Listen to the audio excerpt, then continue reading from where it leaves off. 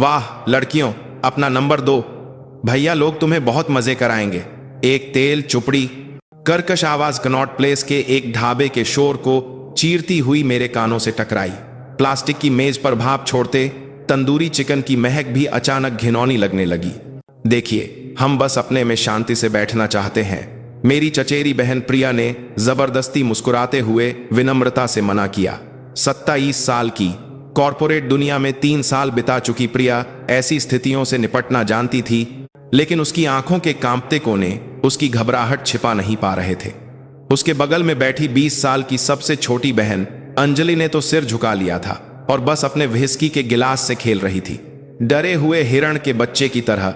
और उनके सामने बैठी मेजर मीरा सिंह राजपूत चुपचाप अपना गिलास भर रही थीं। सेना की वर्दी के बिना सादे कपड़ों में वह बस एक अच्छी कद काठी और ठंडी आंखों वाली 35 साल की महिला लग रही थीं।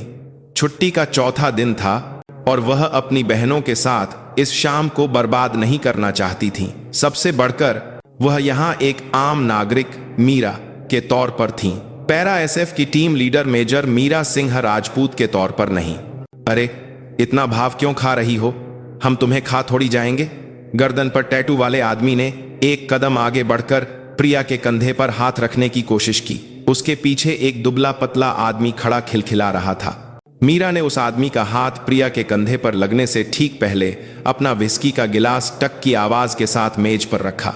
आवाज ज्यादा तेज नहीं थी, लेकिन एक पल को लगा जैसे ढाबे का सारा शोर थम गया हो। जनाब, मीरा की आवाज नीची और शांत थी। अपना रास्ता नापिए, अच्छे से कह रही हूं। टैटू वाले की नजर प्रिया से हटकर मीरा पर आ गई। उसकी नजरों में बेशर्मी और घिनौनापन था जो उसे ऊपर से नीचे तक तौल रही थी। ओह, तो ये दीदी तो बड़ी तुनका मिजाज है, लेकिन क्या करें, हमें प्यार की भाषा समझ नहीं आती। वह आदमी बेशर्मी से हंसा और मीरा की ठुड्डी की ओर हाथ बढ़ाया। उसी पल मीरा की आंखें बदल गईं। शांत झील जैसी उसकी आंखों में वही ठंडक उतर आई जो दुश्मन के दिल को भेदते समय उसकी राइफल के स्कोप में होती थी। उस हाथ को मीरा की आवाज में एक ऐसी जानलेवा ठंडक थी जिसे कोई आम इंसान बर्दाश्त नहीं कर सकता था। जान की बाजी लगाकर ही आगे बढ़ाना। एक पल के लिए उस आदमी का चेहरा जम गया। हेकड़ी और घमंड से भरे उसके चेहरे पर खतरे का एहसास दौड़ गया। उस औरत की आंखें ये किसी आम इंसान की आंखें नहीं थीं। ये एक शिकारी की भावनाहीन आंखें थीं जो उसे अपने शिकार के रूप में देख रही थीं। ये क्या, ये पागल औरत कौन है? आदमी हिचकिचाते हुए बुदबुदाया, लेकिन उसका सारा दम निकल चुका था। मीरा धीरे से अपनी जगह से उठी। एक रोबदार आभा उसके चारों ओर फैल गई। प्रिया, अंजलि, उठो, बिल चुकाकर चलते हैं। जी दीदी। प्रिया और अंजलि हड़बड़ी में उठी। मीरा ने बटुए से कुछ नोट निकालकर मेज पर रखे और ढाबे के मालिक की ओर हल्का सा सिर हिलाया। फिर उन दो आदमियों को पूरी तरह नजरअंदाज करते हुए अपनी बहनों को लेकर ढाबे से बाहर निकल गई। पीछे से किसी के चिल्लाने की आवाज आई, अबे जाने दे रहा है क्या साली? लेकिन मीरा ने पलटकर नहीं देखा। मैं छुट्टी पर हूं, मैं एक सैनिक हूं, मुझे आम नागरिकों के साथ बेवजह के झगड़े में नहीं पड़ना चाहिए। वह अपने भीतर उबलते गुस्से को दबाने के लिए बार बार खुद को याद दिलाती रही। राजीव चौक मेट्रो स्टेशन की ओर जाने वाली सड़क भीड़ से खचाखच भरी थी, लेकिन उसे लगातार महसूस हो रहा था कि कोई उन्हें घूर रहा है। एक अनहोनी की आशंका ने उसकी रीढ़ में सिहरन दौड़ा दी। दीदी सॉरी, मेरी वजह से, प्रिया ने रोते हुए कहा। तुम्हारी गलती नहीं है, मीरा ने प्रिया के कंधे को थपथपाते हुए कहा। दुनिया में ही बहुत अजीब लोग हैं। तभी पीछे से किसी के हांफने और दौड़ने की आवाज आई। मीरा ने तुरंत अपनी बहनों को अपने पीछे छिपाया और घूमी। वही टैटू वाला आदमी था, राकेश। अबे ऐसे कैसे चली जाओगी? उसने प्रिया का हाथ जोर से पकड़ लिया। प्रिया चीख पड़ी, छोड़ो मुझे, छोड़ो। नंबर दे, नंबर निकाल। राकेश ने प्रिया के हाथ से उसका स्मार्टफोन छीन लिया। यह सब पलक झपकते ही हो गया। मीरा का सब्र का धागा टूटने ही वाला था। उसके हाथ पहले ही उसे काबू करने के लिए सबसे कारगर मूव की तैयारी कर रहे थे। हाथ के किनारे से गर्दन पर वार करना और जोड़ों को मोड़कर उसे बेकार करने में 3 सेकंड से भी कम लगते। लेकिन तभी हिलो मत, पुलिस की आवाज के साथ गश्त कर रहे 2 पुलिस वाले दौड़े आए। राकेश ने जबान से चे की आवाज निकाली। प्रिया का स्मार्टफोन जमीन पर फेंका और भीड़ में गायब हो गया। उसका दुबला पतला साथी पप्पू भी उसके पीछे पीछे भाग गया। आप ठीक हैं? क्या हुआ? पुलिस वाले ने पूछा। मीरा एक पल के लिए झिझकी। बात को बढ़ाना ठीक नहीं था। उसकी बहनें डरी हुई थीं और वह अपनी पहचान जाहिर नहीं करना चाहती थी। नहीं, कुछ नहीं, बस थोड़ी बहस हो गई थी। कोई बात नहीं। उन लोगों का हुलिया याद है? कोई बात नहीं सर, हम संभाल लेंगे। मीरा ने विनम्रता से पुलिस वालों को भेज दिया। जमीन पर पड़े प्रिया के स्मार्टफोन की स्क्रीन टूट चुकी थी, लेकिन असली समस्या वो नहीं थी। प्रिया ने डरी हुई आवाज में कहा, दीदी, उसने मेरे फोन का लॉक खोलकर अपने नंबर पर कॉल कर लिया था। मेरा नंबर उसके पास चला गया। मीरा का दिल बैठ गया। यह अंत नहीं था, यह तो बस शुरुआत थी। उसने उन दो आदमियों के चेहरे, उनकी घिनौनी हंसी, सब कुछ अपने दिमाग में कैद कर लिया। उसे एहसास हो गया था कि यह मामला शांति से खत्म नहीं होगा। उसकी छुट्टी उसी रात खत्म हो गई थी। प्लीज अब बस भी करो। तुम्हें चाहिए क्या? फोन के दूसरी तरफ से भी प्रिया की आवाज डर से कांप रही थी। यह तीसरा दिन था। उस रात के बाद से राकेश नाम का वह आदमी प्रिया को लगातार फोन और अश्लील मैसेज भेज रहा था।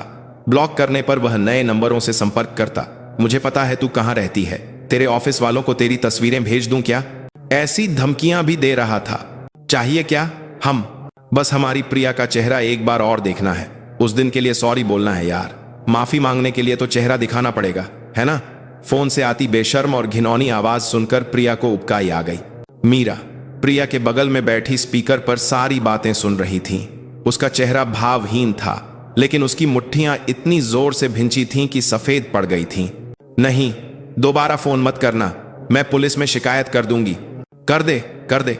ऐसी छोटी मोटी बातों के लिए पुलिस हिलती है क्या? और हां प्रिया, राकेश की आवाज अचानक खौफनाक रूप से धीमी हो गई। तेरी वो अकड़ू चचेरी बहन, उसे बोलियो कि हमारे मामले में टांग अड़ाकर अपनी जिंदगी बर्बाद न करे। फोन कट गया। प्रिया वहीं जमीन पर बैठकर रोने लगी। दीदी, मुझे डर लग रहा है, अगर वो सच में हमारे घर आ गया तो। मीरा ने रोती हुई प्रिया को चुपचाप गले लगा लिया। गुस्सा उसके सिर चढ़कर बोल रहा था, लेकिन उसे शांत रहना था। उसे अपनी बहन को बचाना था, और यह कोई बचकानी शरारत नहीं थी, यह एक साफ सुथरा अपराध था। प्रिया, सबसे पहले पुलिस में रिपोर्ट करते हैं। सारे कॉल रिकॉर्ड्स, मैसेज, सब कुछ सबूत के तौर पर देंगे। मैं तुम्हारे साथ चलूंगी। अगले दिन मीरा प्रिया के साथ पास के पुलिस थाने गई। इंचार्ज इंस्पेक्टर ने कॉल रिकॉर्डिंग और मैसेज देखे और माथे पर बल डालकर कहा, यह तो लगातार पीछा करने और धमकाने का मामला है। हम पहले इसकी पहचान की जांच करते हैं, लेकिन आप जानती हैं, ऐसे मामलों में आरोपी को पकड़ने में थोड़ा वक्त लग सकता है। क्या आप सुरक्षा के लिए आवेदन करना चाहेंगी? हाँ प्लीज, मीरा ने दृढ़ता से कहा। लेकिन वह जानती थी कि पुलिस की सुरक्षा कितनी खोखली हो सकती है। गश्त बढ़ाना, एक स्मार्ट वॉच देना, बस यही सब। वे 24 घंटे की सुरक्षा तो दे नहीं सकते थे। अंत में अपनी रक्षा खुद ही करनी थी। उस शाम मीरा अपने सर्विस अपार्टमेंट लौटकर आई और लैपटॉप खोला। उसने बाहरी इंटरनेट का इस्तेमाल किया, न कि सेना के नेटवर्क का। उसने अपनी सारी जानकारी जुटाने की क्षमता का उपयोग करना शुरू कर दिया। राकेश और उसका फोन नंबर, इतना ही उसके लिए काफी था। मीरा को मिलिट्री इंटेलिजेंस में अपनी पोस्टिंग के दिनों का एक पुराना संपर्क याद आया। एक सीनियर जो अब एक प्राइवेट सिक्योरिटी एजेंसी में काम करता था। उसने सावधानी से फोन लगाया। कर्नल वर्मा, मैं मीरा बोल रही हूं, कैसे हैं आप? अरे मेजर, क्या बात है, सुना है छुट्टी पर हो? सर, एक मदद चाहिए थी, बस एक आदमी का पता लगाना है। कुछ भी गैर कानूनी नहीं है। मेरी चचेरी बहन का कोई पीछा कर रहा है। मीरा ने पूरी कहानी बताई। उसने बताया कि कैसे एक सैनिक होने के नाते वह सीधे तौर पर कुछ नहीं कर सकती और उसकी बहन किस डर में जी रही है। कर्नल वर्मा कुछ देर चुप रहे, फिर बोले, राकेश और पप्पू, ये तो इस इलाके के जाने माने टपोरी हैं। कनॉट प्लेस के आसपास के बार और होटलों से हफ्ता वसूली करते हैं और शायद सूदखोरी का धंधा भी। किसी बड़े गैंग के मेंबर नहीं हैं, बस कुछ लड़के साथ रखकर गुंडागर्दी करते हैं। ऐसे लोग ज्यादा खतरनाक होते हैं क्योंकि इनके पास खोने के लिए कुछ नहीं होता। क्या आप बता सकते हैं कि वे कहां रहते हैं या ज्यादातर कहां पाए जाते हैं? मुश्किल नहीं है, रुको, 1 घंटा लगेगा। 1 घंटे बाद मीरा के ईमेल पर एक फाइल आई। फाइल में राकेश और पप्पू की निजी जानकारी, उनके पुराने अपराधों का रिकॉर्ड वे कनॉट प्लेस के जिन बारों और क्लबों में अक्सर जाते थे और यहां तक कि उनकी काली महिंद्रा स्कॉर्पियो का नंबर भी था। मीरा ने फाइल को एक यूएसबी में डाला और लैपटॉप से सारा रिकॉर्ड डिलीट कर दिया। अंधेरे कमरे में उसकी आंखें चमक रही थीं। वह पुलिस की जांच का इंतजार नहीं कर सकती थी। उसे उन कीड़ों को एक पक्की चेतावनी देनी थी ताकि वे दोबारा प्रिया के पास फटकने की हिम्मत न करें। उसने अपनी अलमारी के कोने से एक छोटा बैग निकाला। उसमें सेना का खंजर या बंदूक नहीं, बल्कि पर्वतारोहण की रस्सी, एक काला मास्क और टोपी और उंगलियों की सुरक्षा करने वाले लड़ाकू दस्ताने थे। ये चीजें वह अपने निजी इस्तेमाल के लिए रखती थी। मेजर मीरा सिंह राजपूत ने एक गहरी सांस ली। उसने देश के प्रति वफादारी की कसम खाई है। उसे निजी भावनाओं में बहकर कानून अपने हाथ में नहीं लेना चाहिए, लेकिन साथ ही वह एक बड़ी बहन भी थी जिसे अपनी छोटी बहन की रक्षा करनी थी। बस एक चेतावनी, उसी से बात खत्म कर दूंगी, खुद से वादा करते हुए उसने काले कपड़े पहने। बाहर दिल्ली की रात की रोशनी जगमगा रही थी, लेकिन उसकी आंखों में सिर्फ एक शिकारी का अंधेरा था जो अपने शिकार पर नजर गड़ाए हुए था। रात के 11 बजे करोल बाग की एक पिछड़ी गली, पुरानी दुकानों और इमारतों से भरी यह जगह दिन की चहल पहल के विपरीत रात में सुनसान और भयानक हो जाती थी।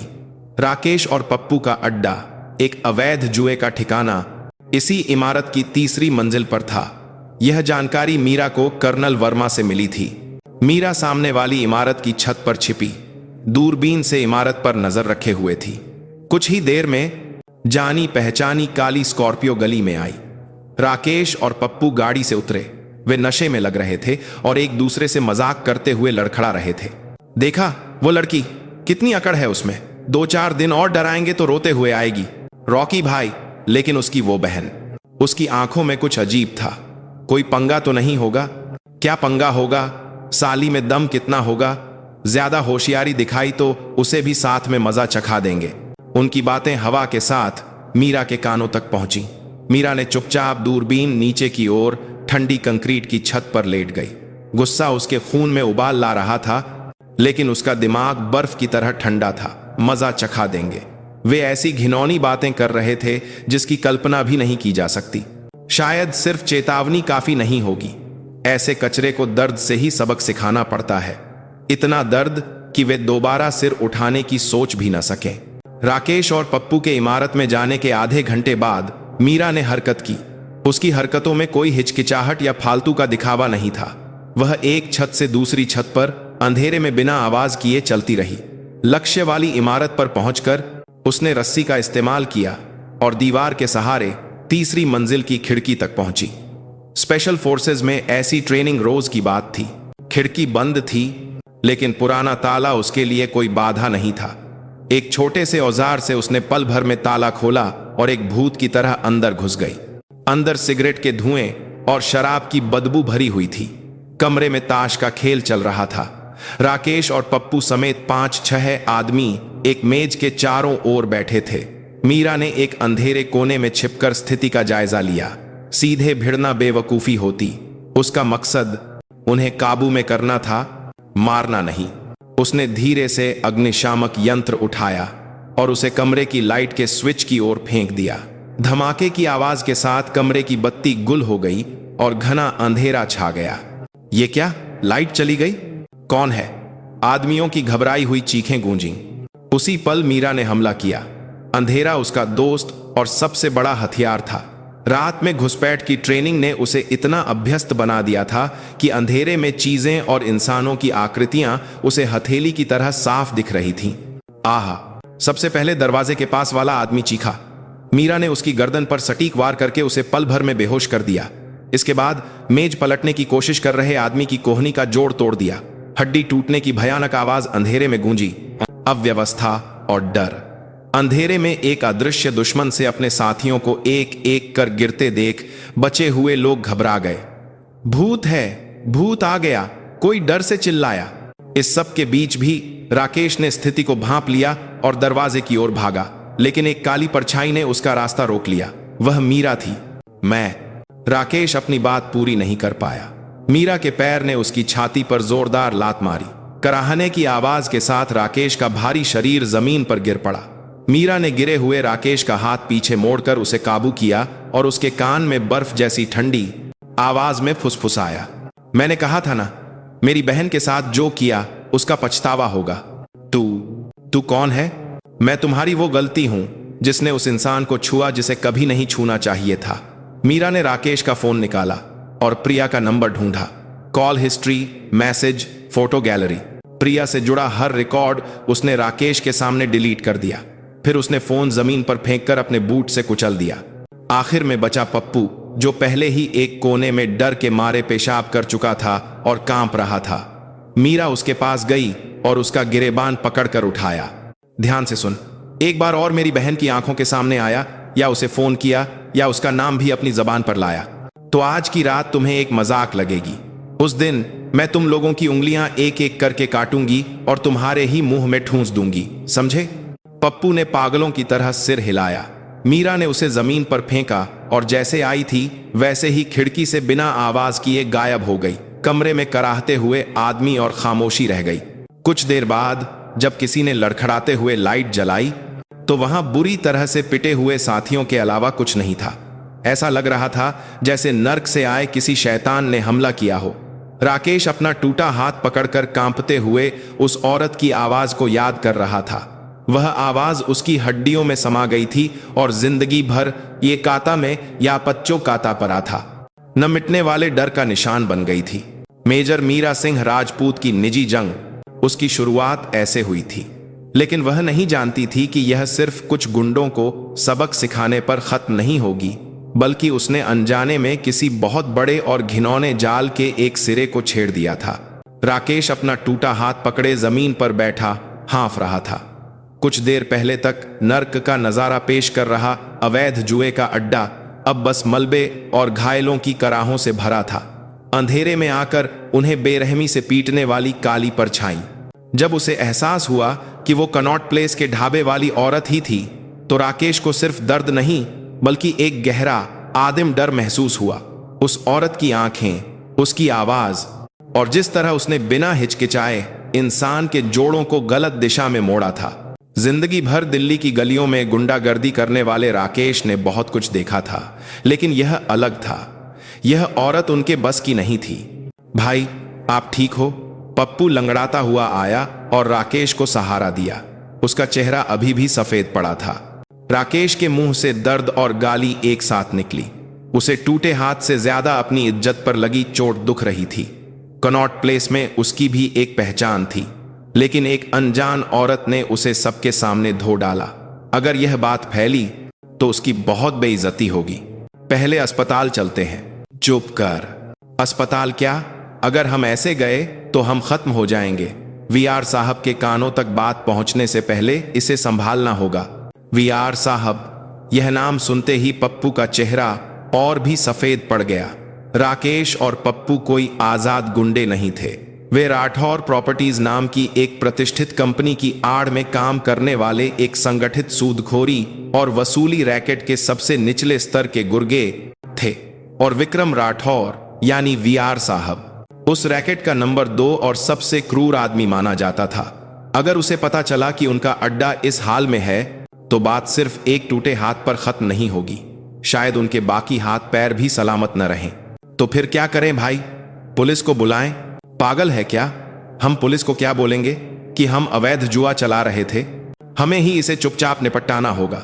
मैं उस औरत को ढूंढ निकालूंगा और अपने हाथों से उसे यही दर्द दूंगा। राकेश की आंखों में नफरत भर गई थी, डर अब गुस्से में, और गुस्सा बदले की आग में बदल रहा था। वह जानता था कि अपने बलबूते पर वह उस औरत का मुकाबला नहीं कर सकता।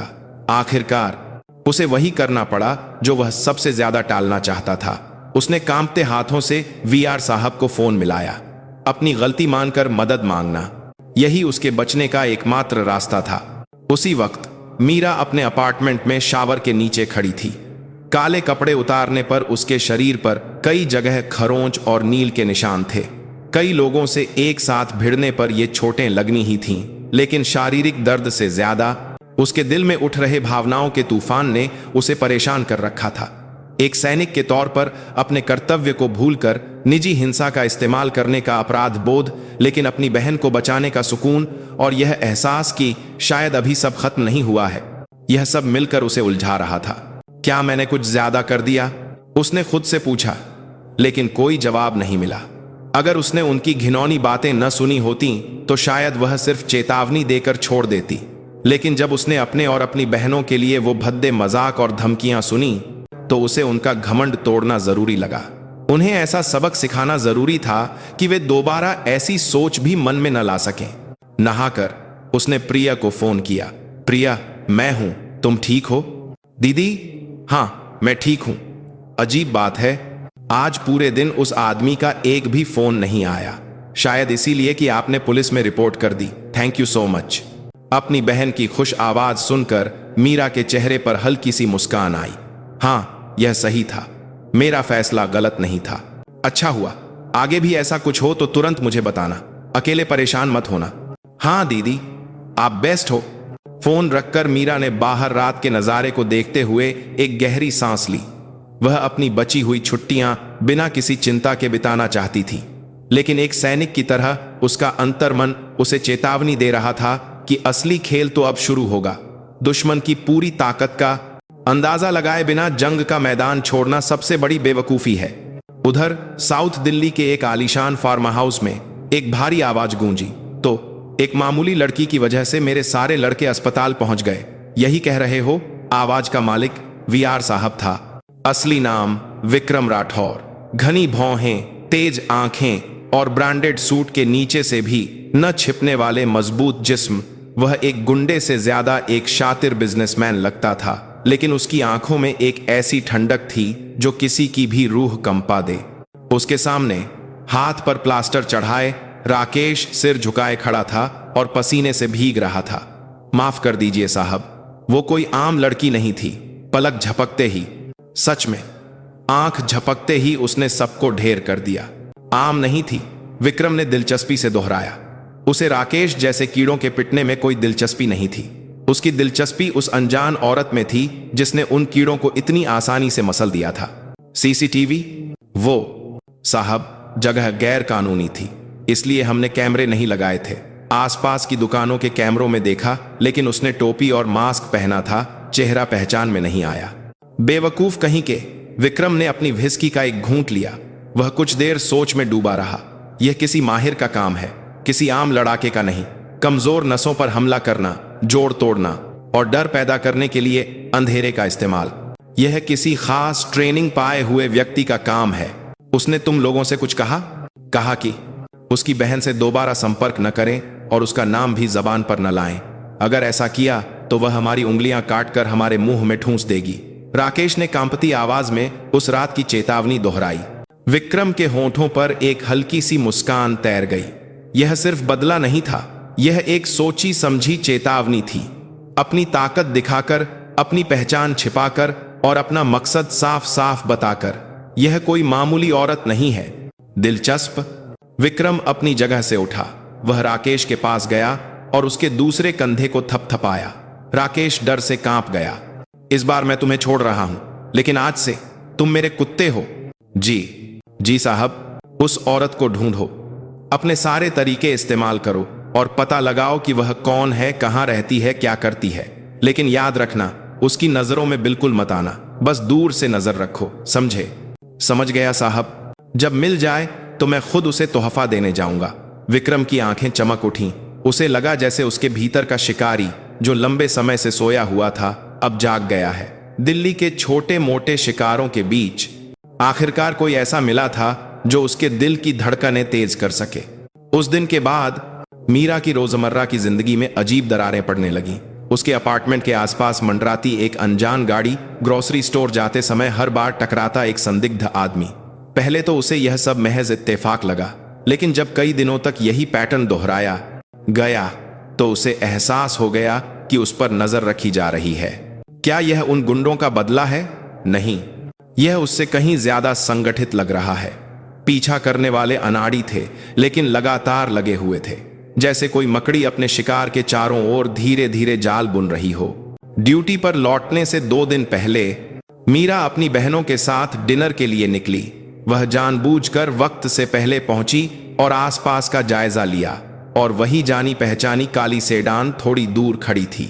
मीरा ने अपने दिल को ठंडा महसूस करते हुए एक फैसला किया, वह ऐसे वापस सेना में नहीं लौटती सकती। उसके जाने के बाद उन लोगों का निशाना उसकी बहनें बनेंगी। जाल बुनने वाला जो भी है, उस मकड़ी को मुझे अपने हाथों से पकड़ना होगा। खाना खत्म करके बहनों को टैक्सी में बिठाने के बाद मीरा जानबूझकर एक सुनसान पार्क की ओर चल दी। काली सेडान हमेशा की तरह उसके पीछे लग गई। पार्क के बीच में एक धीमी स्ट्रीट लाइट के नीचे जब वह एक बेंच पर रुकी तो सेडान भी कुछ दूर रुक गई। गाड़ी से दो आदमी उतरे। वे राकेश और पप्पू नहीं थे। वे ज्यादा मजबूत और भावहीन चेहरे वाले लोग थे। मीरा ने उनकी ओर मुड़कर धीमी आवाज में कहा, पीछा करना बंद करो। अगर कोई काम है तो सीधे आकर बात करो। आदमी कुछ पल के लिए हैरान हुए, फिर एक दूसरे को देखकर उसकी ओर बढ़ने लगे। मीरा ने देखा कि उनके हाथ अपनी जैकेट के अंदर जा रहे थे, हथियार निकालने की तैयारी। हमारे साहब आपसे एक बार मिलना चाहते हैं मीरा जी, एक आदमी ने सपाट लहजे में कहा। मीरा, वे उसका नाम जानते थे। उसकी रीढ़ में एक ठंडी सिहरन दौड़ गई। तुम्हारे साहब जो भी हैं उनसे कह देना कि उन्होंने गलत इंसान चुना है। यह फैसला हम नहीं करते, आप चुपचाप हमारे साथ चलिए। जैसे ही एक आदमी ने कदम आगे बढ़ाया, मीरा का शरीर हरकत में आ गया। उसने झुककर आदमी की टांगों के बीच से निकलते हुए उसका हाथ पकड़कर उसे पटकने की कोशिश की, लेकिन यह आदमी राकेश के गैंग वालों से कहीं ज्यादा माहिर था। उसने मीरा की तकनीक को समझकर अपना संतुलन बनाए रखा। उसी वक्त दूसरे आदमी ने मीरा की पीठ पर घोंसा चलाया। मीरा ने उसे पटकने का इरादा छोड़ा और लुढ़क कर वार से बची। पल भर में वह दो लोगों से घिर गई थी। ये पेशेवर रूप से प्रशिक्षित है। एक सैनिक हूं, काफी दम है, एक आदमी हंसा। मीरा ने जवाब देने के बजाय गहरी सांस ली। यह सबसे बुरा सिनेरियो था। उसकी पहचान उजागर हो चुकी थी और दुश्मन उससे लड़ने के लिए तैयार था। तभी पार्क के गेट की तरफ से कई गाड़ियों की हेडलाइट्स एक साथ जलीं और उस जगह को रोशन कर दिया। मीरा ने पल भर के लिए अपनी आंखें मिचमिचाईं। गाड़ियों के दरवाजे खुले और 10 से ज्यादा आदमी बेसबॉल बैट और लोहे की रॉड लेकर उतरे। उनके बीच से एक लग्जरी सेडान धीरे धीरे आगे आई। पिछली सीट की खिड़की नीचे उतरी। अंदर अंधेरे में भी चमकती आंखों वाला एक आदमी बैठा था, विक्रम राठौर। उसने मीरा को देखकर ऐसे मुस्कुराया जैसे किसी पुराने दोस्त से मिल रहा हो। आखिरकार मुलाकात हो ही गई मेजर मीरा सिंह। मेरा नाम विक्रम राठौर है।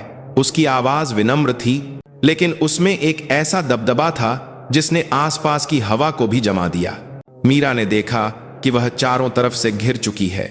यह कोई चेतावनी या धमकी नहीं थी, यह एक खुला ऐलान ए जंग था। तुम्हें क्या चाहिए? मीरा ने सतर्कता बनाए रखते हुए पूछा। विक्रम की मुस्कान और गहरी हो गई। चाहिए क्या? हम जब तुम्हारे जैसा एक दिलचस्प खिलौना हाथ लगा हो तो सोचना पड़ेगा कि इसके साथ कैसे खेला जाए, है ना? विक्रम की बात खत्म होते ही सारे आदमी धीरे धीरे मीरा की ओर बढ़ने लगे। मीरा की छुट्टी अब खून और चीखों से सने एक जंग के मैदान में बदल रही थी। पोजीशन लो। मीरा की आवाज बर्फ की तरह ठंडी थी, लेकिन उसका दिल भट्टी की तरह जल रहा था। वह इस वक्त एक जंग के मैदान के बीच में खड़ी थी।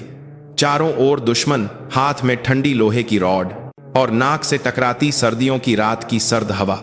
लेकिन उसके दिमाग में सिर्फ एक ही ख्याल था, जिंदा बचकर इस नर्क को खत्म करना है।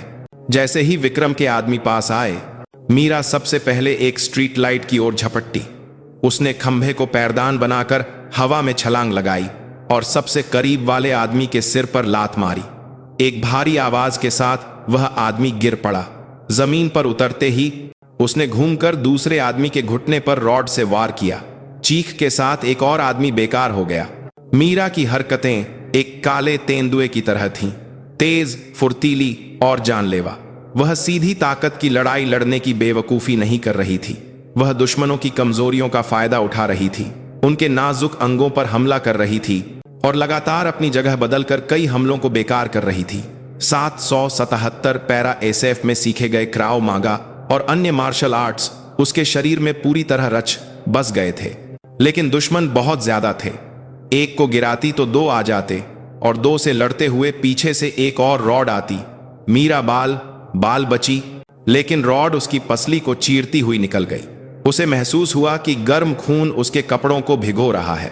कर क्या रहे हो तुम लोग? एक लड़की को नहीं संभाल पा रहे? दूर से देख रहे विक्रम की दहाड़ गूंजी। घबराए हुए आदमियों के हमले और तेज हो गए। मीरा की सांसें फूलने लगी थीं। उसकी ताकत खत्म हो रही थी। ऐसे ही चलता रहा तो वह हार जाएगी। उसे यहां से निकलने का रास्ता खोजना था। उसकी नजर पार्क के कोने में बने पब्लिक टॉयलेट पर पड़ी। एक तंग जगह, ज्यादा लोगों से लड़ने के लिए खराब, लेकिन साथ ही दुश्मनों की हरकतों को सीमित करने और उन्हें एक एक करके निपटाने के लिए एकमात्र जगह। मीरा ने अपनी बची खुची ताकत जुटाई और दुश्मनों के घेरे की ओर दौड़ पड़ी। वह सबसे कमजोर कड़ी की ओर भागी। कुछ वारों को अपने कंधे और पीठ पर सहते हुए वह लड़खड़ाते हुए भी टॉयलेट की ओर भागी।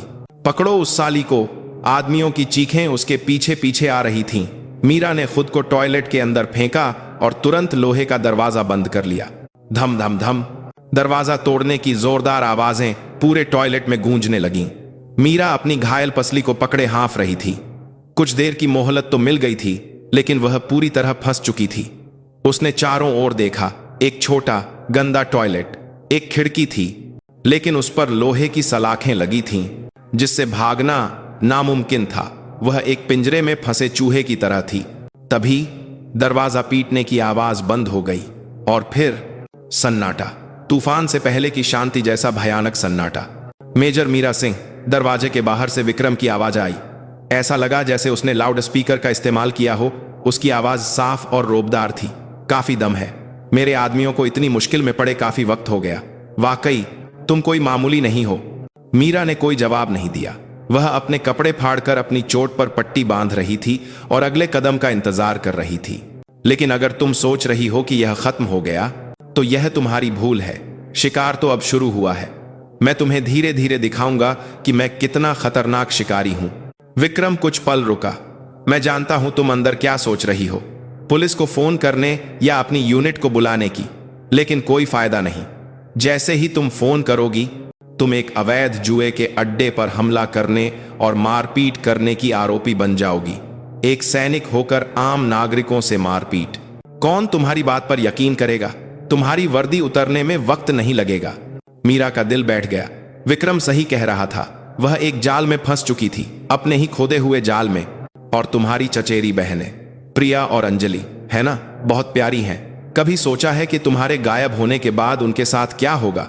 उस पल मीरा की आंखों में खून उतर आया। गुस्सा उसकी सोचने समझने की शक्ति को खत्म कर रहा था। वह सब कुछ सह सकती थी, लेकिन अपनी बहनों पर आंच बर्दाश्त नहीं कर सकती थी। कमीने! हाँ, अब जाकर कुछ इंसानों जैसी बात की। ठीक है, मैं तुम्हें एक मौका देता हूं। कल दोपहर तक मेरे ऑफिस आ जाओ, तो मैं वादा करता हूं कि तुम्हारी बहनों को कुछ नहीं होगा।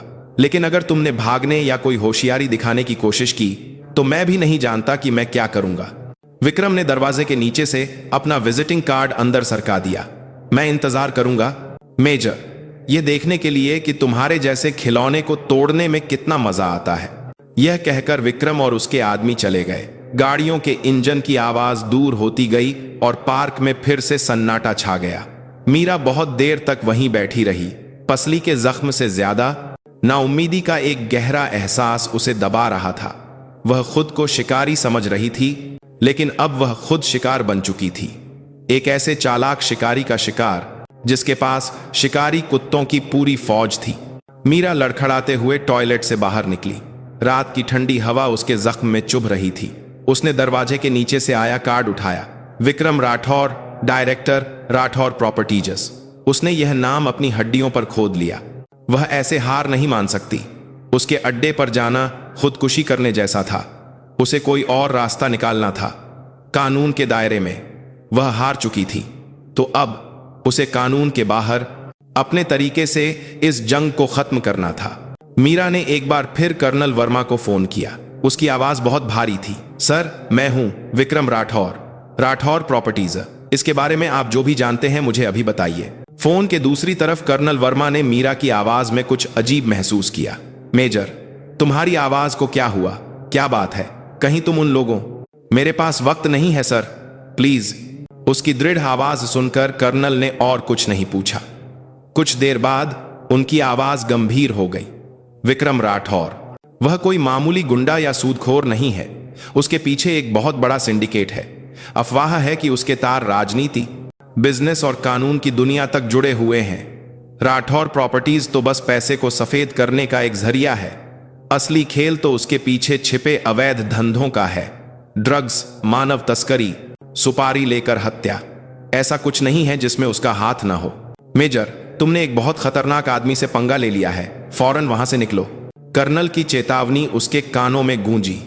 मानव तस्करी, सुपारी, यह उसकी सोच से कहीं ज्यादा बड़ा और घिनौना क्राइम सिंडिकेट था। अब यह सिर्फ उसकी बहनों को बचाने का मामला नहीं था। उसने किसी राक्षस की पूंछ पर नहीं, बल्कि सीधे उसके दिल पर पैर रख दिया था। सर, क्या कोई ऐसी जानकारी है जो उनकी कमजोर कड़ी बन सके? कोई अवैध ठिकाना या हिसाब किताब की कोई किताब? तुम अकेले कुछ करने की तो नहीं सोच रही? यह पागलपन है। वे लोग सेना से भी ज्यादा खतरनाक हैं। इसीलिए एक सैनिक होने के नाते मेरा वहां होना और भी जरूरी है। मीरा की आवाज में कोई हिचकिचाहट नहीं थी। वह फैसला कर चुकी थी, या तो जिंदगी भर छिपकर जियो या फिर इस राक्षस को हराकर अपनी और अपनी बहनों की जिंदगी वापस पाओ। चुनाव साफ था। काफी देर की खामोशी के बाद कर्नल ने एक गहरी सांस के साथ कहा, साउथ दिल्ली में उनका एक खुफिया क्लब है, सिर्फ वीआईपी लोगों के लिए। खबर है कि वहां ड्रग्स और जिस्म फरोशी का धंधा होता है। मैं उस जगह के सिक्योरिटी सिस्टम का ब्लूप्रिंट और अंदर का नक्शा किसी तरह निकालकर तुम्हें भेजता हूं। लेकिन मेजर, यह एक गुजारिश नहीं, चेतावनी है। मरना मत, किसी भी कीमत पर। फोन कट गया। मीरा ने अपने टूटे फोन की जगह एक नया प्रीपेड फोन हाथ में लिया। कुछ देर बाद एक एन्क्रिप्टेड मैसेज के जरिए कई फाइलें आईं।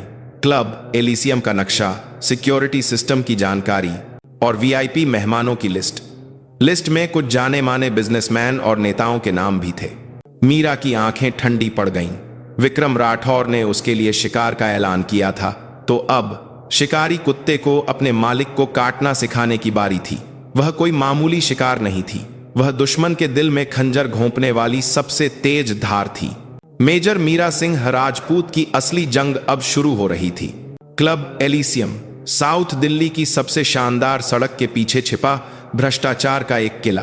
बाहर से यह एक आम आलीशान बार जैसा दिखता था, लेकिन सिर्फ सदस्यों के लिए खुला यह क्लब विक्रम राठौर के सिंडिकेट का दिल था। पैसे और ताकत वाले लोग यहां अपनी घिनौनी इच्छाओं को पूरा करने आते थे। मीरा अब उस नर्क के दरवाजे पर खड़ी थी। वह अब अंधेरे में छिपने वाली घुसपैठिया नहीं थी। कर्नल वर्मा से मिली वीआईपी लिस्ट और थोड़ी बहुत जानकारी की मदद से उसने जूडी नाम की एक विदेशी फंड मैनेजर का झूठा रूप धर लिया था। एक शानदार ड्रेस, गहरा मेकअप और सब कुछ भेद जाने वाली ठंडी घमंडी आंखें। वह पूरी तरह से एक अलग इंसान लग रही थी। लेकिन ड्रेस के नीचे उसकी जांघ पर बंधे होल्स्टर में सेना के खंजर की जगह एक पतला चाकू था और उसके छोटे से क्लच में आंसू गैस का स्प्रे और एक छोटा रिकॉर्डर छिपा था। आपकी बुकिंग है मैडम? गेट पर खड़े एक भारी भरकम गार्ड ने उसे रोका। मीरा ने गार्ड की तरफ देखे बिना ठंडे अंदाज में अंग्रेजी में कहा, मिस्टर राठौर ने मुझे खुद बुलाया है। विक्रम राठौर का नाम सुनकर गार्ड का चेहरा थोड़ा बदला। उसने अपने वॉकी टॉकी पर कुछ बात की और फिर सम्मान पूर्वक रास्ता छोड़ दिया। मीरा बिना किसी हिचकिचाहट के क्लब के अंदर चली गई।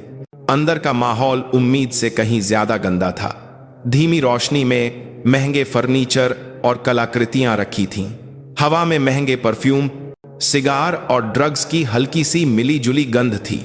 सोफों पर समाज के जाने माने लोग जवान लड़कियों के साथ बैठे थे और उनकी हंसी मीरा को घिनौनी लग रही थी। मीरा का लक्ष्य एक ही था, वीआईपी रूम, जहां विक्रम राठौर का ऑफिस था। कर्नल वर्मा की जानकारी के मुताबिक वहीं पर सारे हिसाब किताब और अवैध धंधों के सबूत मिलने की सबसे ज्यादा संभावना थी। वह एक वेटर के पास से गुजरते हुए शैंपेन का एक गिलास उठाकर आसपास नजर रखते हुए दूसरी मंजिल की ओर बढ़ गई, जहां वीआईपी रूम था। दूसरी मंजिल की सीढ़ियों पर और भी गार्ड खड़े थे। मीरा के पास आते ही उन्होंने रास्ता रोक लिया। यहां सिर्फ संबंधित लोगों को ही जाने की इजाजत है। मीरा ने शैंपेन का एक घूंट लिया और उन्हें ठंडी नजरों से देखा। फिर धीरे से फुसफुसाई, मिस्टर राठौर ब्लूबर्ड का इंतजार कर रहे होंगे। ब्लूबर्ड कर्नल वर्मा द्वारा बताया गया कोड वर्ड, जो उनके सबसे महंगे ड्रग्स के लिए इस्तेमाल होता था। यह शब्द सुनते ही गार्डों की आंखों में हलचल हुई। उन्होंने मीरा को एक आम मेहमान नहीं बल्कि एक जरूरी सौदागर समझ लिया। कुछ देर हिचकिचाने के बाद उन्होंने रास्ता दे दिया। गलियारे के आखिर में बना कमरा, एक भारी लोहे के दरवाजे वाला, वही विक्रम राठौर का ऑफिस था। दरवाजे पर 2 बॉडीगार्ड खड़े थे। यहां से गुजरना ही सबसे बड़ी चुनौती थी। मीरा ने एक गहरी सांस ली और जानबूझकर लड़खड़ाने का नाटक करते हुए एक बॉडीगार्ड की ओर बढ़ी। उफ, लगता है मुझे थोड़ी चढ़ गई है, जरा सहारा देंगे? वह एक बॉडीगार्ड पर झुक गई। बॉडीगार्ड थोड़ा घबराया, लेकिन एक वीआईपी मेहमान के साथ बदसलूकी नहीं कर सकता था। जैसे ही उसने मीरा का हाथ पकड़ा, मीरा की आंखें बदल गईं। उसने बॉडीगार्ड का हाथ उल्टा मोड़कर उसे अपनी ओर खींचा और उसकी गर्दन में छिपी एक बेहोशी की सुई चुभो दी। एक दबी हुई ऊहो की आवाज के साथ भारी भरकम बॉडीगार्ड बिना आवाज किए गिर पड़ा।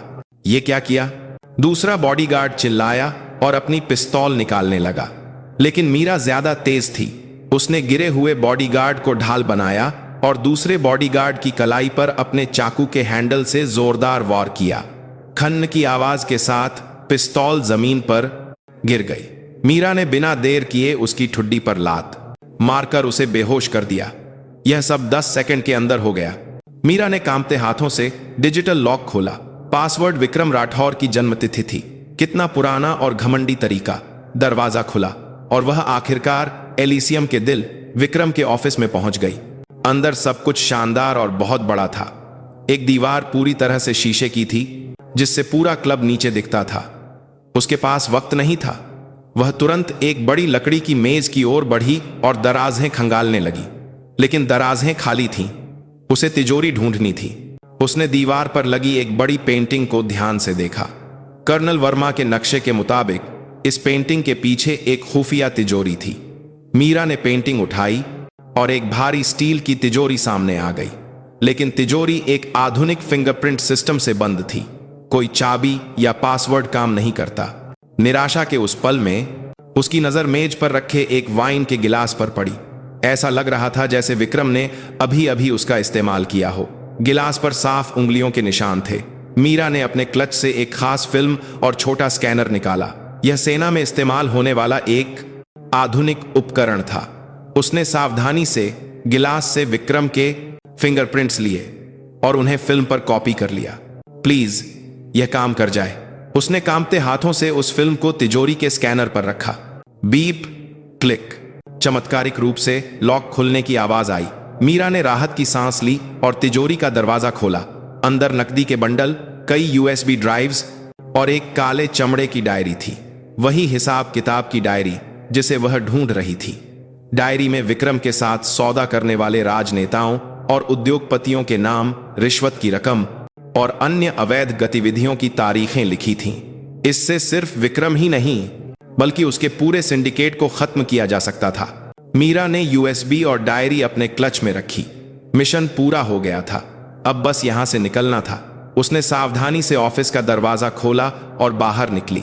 गलियारे में अभी भी वही 2 बेहोश बॉडीगार्ड पड़े थे, लेकिन जब वह सीढ़ियों से उतरकर पहली मंजिल पर आई तो उसे महसूस हुआ कि क्लब का माहौल कुछ ठीक नहीं है। शोर वाला संगीत बंद हो गया था और सारे मेहमान और कर्मचारी गेट की ओर देखकर फुसफुसा रहे थे, और उनके बीच में विक्रम राठौर खड़ा था। उसके बगल में हाथ पर प्लास्टर चढ़ाए राकेश डर से कांप रहा था। विक्रम की नजर भीड़ को चीरती हुई सीधी मीरा पर आकर रुकी। उसके चेहरे पर गुस्सा नहीं बल्कि शिकार को जाल में फंसाने की खुशी थी। जूडी या फिर मेजर मीरा सिंह कहूं? विक्रम की आवाज पूरे क्लब में गूंज उठी। सबकी नजरें मीरा पर टिक गईं।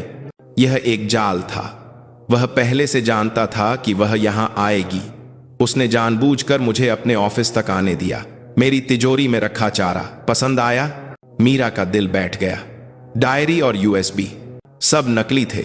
उसे यहां फंसाने का एक चारा। जब मुझे पता चला कि तुम मेरे पीछे पड़ी हो तो मैंने एक मजेदार पार्टी की तैयारी की।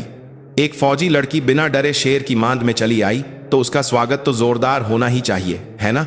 विक्रम के इशारे पर क्लब के सारे दरवाजे बंद हो गए और दर्जनों बॉडीगार्ड्स ने मीरा को घेर लिया। पार्क से भी ज्यादा और उनसे कहीं ज्यादा प्रशिक्षित। अब भागने का कोई रास्ता नहीं है मेजर। आज रात इस एलिसियम में तुम कैसी चीखें निकालोगी, यह देखने के लिए मैं बहुत उत्सुक हूं। सबसे बड़ी जीत का पल सबसे बड़ी हार बनकर उसका गला घोंट रहा था। चारों तरफ से घिरी हुई, पूरी तरह अकेली। मीरा ने धीरे से अपने क्लच से चाकू निकाला। उसकी आंखों में डर या निराशा नहीं, बल्कि सब कुछ जला देने वाली एक दृढ़ इच्छा शक्ति थी। तभी मीरा के कान में लगे छोटे से वॉकी टॉकी से एक घबराई हुई आवाज आई। मेजर, सुन रही हो? मैंने जो जानकारी भेजी थी वो एक जाल था। उन लोगों ने हमें गलत जानकारी दी थी। फौरन वहां से निकलो। यह कर्नल वर्मा की आवाज थी, लेकिन अब बहुत देर हो चुकी थी। निराशा की उस घड़ी में जब मीरा आखिरी लड़ाई के लिए तैयार हो रही थी, तभी हिलो मत, सब हाथ ऊपर करो। अचानक क्लब की खिड़कियां टूटी और काले कमांडो सूट पहने हथियारबंद जवान अंदर घुस आए। स्टन ग्रेनेड फटे और आंसू गैस का धुआं क्लब में भर गया। वे मिलिट्री पुलिस के स्पेशल कमांडो थे। विक्रम राठौर, तुम्हें सैन्य रहस्यों को खतरे में डालने और एक सेवारत सैनिक के अपहरण और बंदी बनाने की कोशिश के आरोप में गिरफ्तार किया जाता है। इस अफरा तफरी के बीच एक जाना पहचाना चेहरा मीरा के पास आया। सेना में उसका साथी और अब military prosecutor major Arjun Khanna. Meera, तुम ठीक हो? मीरा अपनी आंखों के सामने हो रहे इस मंजर पर यकीन नहीं कर पा रही थी। अर्जुन यहां कैसे? जब मैंने कर्नल वर्मा से बात की तभी मुझे कुछ गड़बड़ लगी, इसलिए मैंने तुम्हारे फोन पर चुपके से एक ट्रैकर लगा दिया था। माफ करना, थोड़ी और देर हो जाती तो। क्लब में हाहाकार मच गया। विक्रम के आदमियों ने मुकाबला करने की कोशिश की, लेकिन वे स्पेशल कमांडो के सामने टिक नहीं सके। विक्रम यह सब हक्का बक्का होकर देखता रहा। फिर उसने हार मानकर हाथ ऊपर कर दिए, लेकिन उसकी आंखें अभी भी मीरा को घूर रही थीं। उसके होंठ हिले और मीरा ने साफ पढ़ा, यह अंत नहीं है। हथकड़ी पहने ले जाते हुए भी उसकी आंखें कसम खा रही थीं कि वह जरूर लौटेगा और बदला लेगा। मीरा वहीं जमीन पर बैठ गई। ऐसा लगा जैसे सब कुछ खत्म हो गया हो, लेकिन वह जानती थी, जैसा विक्रम ने कहा था, यह अंत नहीं था। उसे एक अनजाना डर सता रहा था कि शायद यह किसी बहुत बड़ी और भयानक त्रासदी की शुरुआत है। सबक और प्रेरणा ढूंढने के लिए जिस दुनिया में उसने कदम रखा था, वह बहुत ज्यादा गहरी और अंधेरी थी। सायरन, बूटों, चीखों और गालियों के शोर के बीच मीरा अपने दोस्त मेजर अर्जुन खन्ना के सहारे क्लब एलिसियम से बाहर निकली। रात की ठंडी हवा ने जैसे ही उसके फेफड़ों को छुआ, उसका तनाव कम हुआ और शरीर का हर अंग दर्द से कराह उठा। उसकी पसली के घाव से लगातार खून रिस रहा था। मेडिक, यहां एक घायल है। अर्जुन की आवाज पर एक मेडिकल अफसर दौड़कर आया और मीरा के घाव पर पट्टी बांधी। एम्बुलेंस की ओर जाते हुए मीरा की नजर हथकड़ी पहने ले जाए जा रहे विक्रम राठौर से मिली। उसकी आंखों में हार नहीं थी, बल्कि एक ऐसी झूंझलाहट थी जैसे किसी ने उसके खेल में खलल डाल दिया हो, और एक घमंड से भरा विश्वास कि यह कभी खत्म नहीं होगा, यह अंत नहीं है। उसके होठों से निकले ये शब्द एक मनहूस भविष्यवाणी की तरह उसके दिमाग में बैठ गए। पहले अस्पताल चलते हैं, घाव गहरा है। तुम्हें कैसे पता चला? एम्बुलेंस में बैठते हुए मीरा ने मुश्किल से पूछा। अर्जुन उसके बगल में एक उदास चेहरे के साथ बैठ गया। जब मैंने तुम्हारे उस कर्नल वर्मा से बात की तभी मुझे कुछ अजीब लगा। तुम्हारी आवाज तुम्हारे जैसी नहीं थी, बहुत घबराई हुई थी। मैंने शक के आधार पर रक्षा मंत्रालय के डेटाबेस से तुम्हारे फोन की लोकेशन ट्रैक की, लेकिन तुम्हारी लोकेशन अचानक दिल्ली के बीचों बीच गायब हो गई। मतलब तुमने फोन बदल लिया था। तभी मुझे यकीन हो गया कि तुम अपने तरीके से कुछ कर रही हो। इसीलिए मैंने तुरंत मिलिट्री प्रोसिक्यूटर ऑफिस को रिपोर्ट किया और यह दलील दी कि एक सेवारत सैनिक को एक आपराधिक संगठन से खतरा हो सकता है और स्पेशल कमांडो भेजने की इजाजत मांगी। लगभग धमकी देकर ही काम बना। मैंने कहा कि अगर तुम्हें कुछ हुआ तो मैं किसी को नहीं छोड़ूंगा। शुक्र है कि देर नहीं हुई। मीरा ने चुपचाप अपनी आंखें बंद कर लीं। अगर उसके दोस्त की समझदारी और दोस्ती न होती तो वह आज विक्रम के चंगुल में होती, और उसके साथ क्या होता यह वह सोचना भी नहीं चाहती थी। कृतज्ञता के साथ साथ उसे एक सैनिक के तौर पर अपने कर्तव्य को भूलकर अकेले काम करने पर शर्मिंदगी भी महसूस हो रही थी। आर्मी बेस अस्पताल ले जाने के बाद मीरा की पसली के घाव पर टांके लगाए गए। शुक्र है कि घाव ज्यादा गहरा नहीं था और कुछ ही दिनों में ठीक हो सकता था, लेकिन शरीर के घाव से ज्यादा गहरे निशान उसके मन पर रह गए थे। अगले दिन सेना के जांच अधिकारी उसके कमरे में आए और आधिकारिक बयान मांगा। उसके कमांडिंग ऑफिसर भी उसका हालचाल लेने के बहाने आए। मेजर, अब तबीयत कैसी है? ठीक हूं सर, आपको परेशान करने के लिए माफी चाहती हूं। कमांडिंग ऑफिसर ने उसे एक सख्त नजर से देखा। तुम्हारे साथ जो हुआ उसका हमें अफसोस है, लेकिन इस प्रक्रिया में तुमने सेना के कई नियमों का उल्लंघन किया है जिसे हम नजरअंदाज नहीं कर सकते। यह मामला खत्म होने के बाद तुम्हें एक अनुशासनात्मक समिति का सामना करना पड़ेगा। मैं इसके लिए तैयार हूं सर। विक्रम राठौर और उसके गिरोह से मिलिट्री प्रोसिक्यूटर सख्ती से पूछताछ कर रहे हैं। उन पर एक सेवारत सैनिक के अपहरण की कोशिश और धमकी देने के आरोप हैं। तुम अब इस मामले से पूरी तरह दूर रहोगी और सिर्फ अपने इलाज और आराम पर ध्यान दोगी। यह एक आदेश है। जी सर। मीरा बेबसी से बस इतना ही कह सकी। वह एक सैनिक थी और उसे आदेशों का पालन करना था, लेकिन उसका अंतर्मन उसे चेतावनी दे रहा था कि विक्रम राठौर जैसे बड़े शैतान को मिलिट्री कानून के दायरे में सजा देना लगभग नामुमकिन है। और उसकी आशंका सच होने लगी। विक्रम की गिरफ्तारी के एक हफ्ते बाद अर्जुन एक उदास चेहरे के साथ उसके कमरे में आया। लानत है, मामला बिगड़ रहा है। क्या हुआ? विक्रम राठौर। उसने अपना मुंह बंद रखा है और कोई भी बयान नहीं दे रहा है। और न जाने कहां से उसने देश की सबसे बड़ी लॉ फर्म के वकीलों को अपना केस दे दिया है। उन वकीलों के आते ही हमारे जुटाए हुए सबूत एक एक करके कमजोर पड़ने लगे हैं। अर्जुन ने गुस्से में अपनी जांघ पर मुक्का मारा। क्लब एलिसियम से मिले ड्रग्स को मेहमानों का बताया जा रहा है। अवैध हथियारों को आत्मरक्षा के लिए लाइसेंस वाला बताया जा रहा है। मौके पर पकड़े गए उसके गुर्गे कह रहे हैं कि उन्होंने विक्रम के कहने पर कुछ नहीं किया, बल्कि नशे में बस एक झगड़ा हुआ था। और सबसे बड़ी बात, तुम्हारे अपहरण का कोई सीधा सबूत नहीं है क्योंकि तुम क्लब में अपनी मर्जी से गई थी। झूठ। यह सब झूठ है। एक बड़ी ताकत काम कर रही है मीरा। विक्रम के पीछे कोई है जो कानून और राजनीति पर दबाव डाल रहा है। अगर ऐसा ही चलता रहा तो वह बस मारपीट के मामूली आरोप में छूट जाएगा। मीरा ने खिड़की से बाहर देखा। कुछ दिन पहले तक जो दुनिया तूफानी लग रही थी वह अब शांत दिख रही थी। उसने अपनी बहनों को तसल्ली दी थी कि विक्रम और उसका गिरोह पकड़ा गया है। प्रिया और अंजलि खुश थीं कि अब वे चैन की नींद सो सकेंगी। लेकिन यह शांति एक पतली बर्फ की चादर पर बने भ्रम की तरह थी जो कभी भी टूट सकती थी।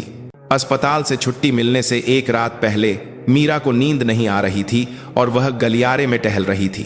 तभी एक नर्स ने उसे एक छोटा पार्सल दिया। भेजने वाले का नाम नहीं था। यह क्या है? अभी कोई आदमी यह देकर गया और कहा कि यह मीरा मैडम को देना बहुत जरूरी है। मीरा ने शक के साथ पार्सल लिया। उसने सावधानी से पैकिंग खोली। अंदर एक छोटा बॉक्स था। बॉक्स खोलते ही उसकी सांसें रुक गईं। बॉक्स में एक सफेद लिली का फूल रखा था। एक ऐसा फूल जो शोक सभाओं में इस्तेमाल होता है, मौत का प्रतीक। और उसके नीचे एक छोटा कार्ड था। कार्ड पर सिर्फ एक वाक्य लिखा था, हमें इंतजार करने की आदत है। उसकी रीढ़ में सिहरन दौड़ गई। विक्रम अभी भी हिरासत में था, लेकिन उसका संगठन उसके बिना भी चल रहा था। यह एक साफ चेतावनी थी। यह मत सोचो कि तुम जीत गई हो। हम तुम्हारी हर सांस पर नजर रखे हुए हैं और हमारा बॉस जरूर लौटेगा। मीरा ने कार्ड को अपनी मुट्ठी में भींच लिया। शांति का भ्रम टूट चुका था। वह अब सेना के कानूनों या आदेशों से बंधी नहीं रह सकती थी। अगर दुश्मन कानून की सजा से बच सकते हैं तो उसे अपने कानून से उन्हें सजा देनी होगी। उस मुड़े हुए कार्ड के साथ उसकी आंखों में बची खुची हिचकिचाहट भी टूटकर बिखर गई। जैसा कि अंदेशा था, विक्रम राठौर गिरफ्तारी के 1 महीने बाद ही जमानत पर छूट गया। सबूतों की कमी और आरोपी के बचाव के अधिकार जैसे खोखले तर्क दिए गए। अर्जुन गुस्से में था, लेकिन सत्ता की बड़ी दीवार के सामने वह कुछ नहीं कर सकता था। जिस दिन विक्रम के छूटने की खबर आई, उसी दिन मीरा को अनुशासनात्मक समिति ने 3 महीने के लिए निलंबित कर दिया। कारण बताया गया, एक सैनिक होकर आम नागरिकों से विवाद और अकेले कार्रवाई करके सेना की प्रतिष्ठा को धूमिल करना। उसकी जान की बाजी लगाकर लड़ी गई लड़ाई का नतीजा बस ये था, एक राक्षस फिर से सड़कों पर आजाद था। और उस राक्षस की नजर सिर्फ एक इंसान पर थी, मीरा सिंह। उस दिन के बाद मीरा की जिंदगी पर एक अदृश्य दबाव बढ़ने लगा। कोई सीधी धमकी नहीं थी, बल्कि उसकी रोजमर्रा की जिंदगी में बहुत चालाकी और लगातार तरीकों से वे अपनी मौजूदगी का एहसास करा रहे थे। एक सुबह काम पर जाने के लिए जब वह घर से निकली तो उसने अपने दरवाजे के हैंडल पर एक छोटी गुड़िया लटकी हुई पाई। वह गुड़िया बिल्कुल वैसी ही थी जैसी उसकी सबसे छोटी बहन अंजलि को बचपन में पसंद थी। यह इत्तेफाक नहीं हो सकता था। यह दिखाने का एक तरीका था कि वे उसके परिवार के बारे में कितना जानते हैं। छुट्टी पर जब वह प्रिया के साथ एक कैफे में बैठी होती तो बगल की मेज पर बैठे लोग एक दूसरे को देखकर अजीब तरह से मुस्कुराते और उसे घूरते। कुछ दिनों बाद प्रिया के ऑफिस में एक अनजान फूलों का गुलदस्ता पहुंचा। उस पर एक मैसेज था, तुम्हारी बहादुर बहन को हमारा सलाम कहना। रात में मीरा के फोन पर अननोन नंबर से कॉल आने लगे। उठाने पर कोई आवाज नहीं आती और कुछ देर बाद एक बच्चे की डरावनी हंसी सुनाई देती और फोन कट जाता। उसकी गाड़ी का टायर 2 बार पंचर हुआ और एक दिन घर लौटने पर उसे लगा कि चीजों की जगह थोड़ी बदली हुई है। यह एक भयानक सबूत था कि उसकी गैर मौजूदगी में कोई घर आया था। यह सिर्फ परेशान करना नहीं था, यह एक सोची समझी मनोवैज्ञानिक लड़ाई थी। दुश्मन समझ गया था कि मीरा का सबसे बड़ा हथियार उसका मानसिक संतुलन है और वे उसे धीरे धीरे तोड़ना चाहते थे। वह ठीक से सो नहीं पा रही थी और हमेशा ऐसा महसूस होता था कि कोई उसे देख रहा है, जिससे उसका स्वभाव चिड़चिड़ा हो गया था। कानून और सेना जो उसकी रक्षा करने वाले थे इस चालाक दबाव के सामने बेबस थे। कोई सबूत नहीं था, सिर्फ शक के आधार पर कुछ नहीं किया जा सकता था। मीरा, बस कर, तुम आजकल बिल्कुल बदल गई हो, अर्जुन ने चिंता से कहा। लेकिन मीरा उसकी बात नहीं सुन सकती थी। वह अकेली पड़ चुकी थी, वह किसी पर भरोसा नहीं कर सकती थी। आखिरकार उसने फैसला किया, वह ऐसे बैठकर हार नहीं मान सकती। अगर वे उसे अदृश्य रहकर घेर रहे हैं तो उसे भी एक परछाई बनकर उनके दिल में घुसना होगा। एक सैनिक, मेजर मीरा सिंह के तौर पर यह नामुमकिन था। उसे एक नई पहचान और नए हथियारों की जरूरत थी। मीरा ने फिर से कर्नल वर्मा से संपर्क किया। इस बार यह कोई गुजारिश नहीं बल्कि एक सौदा था। सर, मैं जानती हूं कि मेरी वजह से आप मुश्किल में हैं। मैं इस मामले की जिम्मेदारी लेते हुए सेना छोड़ने के बारे में सोच रही हूं, लेकिन उससे पहले मैं इसे अपने हाथों से खत्म करना चाहती हूं। मैं उन्हें खत्म करने का पक्का सबूत ढूंढ निकालूंगी और उसका सारा श्रेय आपको और मिलिट्री इंटेलिजेंस को जाएगा। बदले में आप मुझे काम करने के लिए गैर आधिकारिक मदद दीजिए। एक ऐसा फोन और गाड़ी जिसे ट्रैक न किया जा सके, एक सुरक्षित ठिकाना और उनके असली सरगना के बारे में जानकारी। कर्नल वर्मा काफी देर तक चुप रहे। मीरा की आवाज में मौत से न डरने वाले की दृढ़ता थी। वह जानते थे कि इस मामले में उन्हें भी सजा मिल सकती है। मीरा की हार उनकी भी हार थी और सबसे बढ़कर वह अपने एक होनहार जूनियर को ऐसे टूटते हुए नहीं देख सकते थे। ठीक है, जैसा तुम कहती हो, लेकिन एक शर्त है। हर रात 10 बजे तुम अपनी सलामती की रिपोर्ट दोगी। अगर एक दिन भी तुम्हारा संपर्क टूटा तो मैं यह सब ऊपर रिपोर्ट कर दूंगा और तुम्हें जबरन वापस बुला लूंगा। याद रखना, यह सिर्फ तुम्हारी लड़ाई नहीं है। शुक्रिया सर। कुछ दिनों बाद मीरा ने मेडिकल लीव ले ली और फिर वह गायब हो गई। वह कर्नल वर्मा द्वारा दिए गए दिल्ली के बाहरी इलाके के एक पुराने फ्लैट में चली गई। वहां उसने मीरा सिंह का नाम मिटा दिया, बाल छोटे करा लिए, साधारण कपड़े पहने और अपनी सारी पहचान छिपा ली। कर्नल वर्मा से मिली जानकारी चौंकाने वाली थी। विक्रम राठौर वाकई एक मिड लेवल बॉस ही था। उनके सिंडिकेट का असली सरगना मिस्टर राणा कहलाता था। असली नाम, उम्र, चेहरा, सब कुछ एक राज्य था, लेकिन उसका अतीत शानदार था। वह पूर्व में raw research and analysis wing का एक वरिष्ठ अधिकारी था। उसने उस दौर में बनाए गए अपने नेटवर्क और संपर्कों का इस्तेमाल करके एक विशाल आपराधिक साम्राज्य खड़ा किया था। कानून उस पर इसलिए काम नहीं करता था क्योंकि वह खुद कभी कानून का रखवाला था और कानून की कमियों को सबसे बेहतर जानता था। विक्रम मीरा के पीछे इसलिए पड़ा था क्योंकि मीरा पहली इंसान थी जिसने उसके इस परफेक्ट साम्राज्य में दरार डाली थी। मिस्टर राणा को अपने साम्राज्य में एक छोटा सा भी दाग पसंद नहीं था। शायद इस वक्त विक्रम पर मिस्टर राणा का दबाव होगा कि वह अपनी गलती सुधारे। दुश्मन का दुश्मन दोस्त हो सकता है। मीरा ने एक नई योजना बनाई। सीधे मिस्टर राणा को निशाना बनाना नामुमकिन था, लेकिन विक्रम, वह इस वक्त मिस्टर राणा का विश्वास खो चुका होगा और अपनी कुर्सी बचाने की फिराक में होगा। उसकी इसी असुरक्षा का फायदा उठाकर विक्रम और मिस्टर राणा के बीच फूट डालनी होगी ताकि वे खुद ही एक दूसरे को खत्म कर दें। ऑपरेशन का पहला कदम था विक्रम तक पहुंचने के लिए एक चारा ढूंढना। मीरा ने विक्रम के सिंडिकेट के सबसे निचले स्तर से जांच शुरू की। उसकी नजर एक आदमी पर पड़ी, राकेश, वही गुंडा जिससे उसकी पहली मुलाकात हुई थी। वह मीरा से पिटा, विक्रम के सामने झुका और अब संगठन में छोटे मोटे काम करने वाला एक बेकार आदमी था। डर और हीन भावना से भरा हुआ वह सबसे कमजोर कड़ी था। मीरा ने अंधेरे में काम करना शुरू कर दिया। वह अब देश की सैनिक नहीं थी, वह सिर्फ बदला और जिंदा रहने की इच्छा रखने वाली एक भूखी भेड़िए की तरह थी। उसकी मेज पर विक्रम के संगठन का चार्ट एक मकड़ी के जाल की तरह फैला हुआ था और उसके केंद्र में मिस्टर राणा का नाम खाली था। मीरा अब उस खाली जगह की ओर धीरे धीरे लेकिन बिना रुके बढ़ रही थी। राकेश की जिंदगी पूरी तरह से उलझ चुकी थी। मीरा नाम की उस औरत से पिटने के बाद वह विक्रम राठौर का वफादार कुत्ता बन गया, लेकिन बदले में उसे सिर्फ नफरत और बेइज्जती मिली। विक्रम के जेल से छूटने के बाद तो यह और भी बढ़ गया था। विक्रम शायद अपनी सारी मुसीबतों का जिम्मेदार राकेश को ही मानता था और उसे बात बात पर पीटता और जलील करता था। गिरोह में भी वह मजाक का पात्र बन गया था। वह इस सब से निकलना चाहता था, लेकिन एक बार इस दुनिया में कदम रखने के बाद बाहर निकलने का कोई रास्ता नहीं था। गद्दारी का मतलब मौत था। उस रात भी राकेश विक्रम से गालियां और मार खाने के बाद एक काम निपटाने के लिए गिरोह के अड्डे एक पुराने गोदाम की ओर जा रहा था।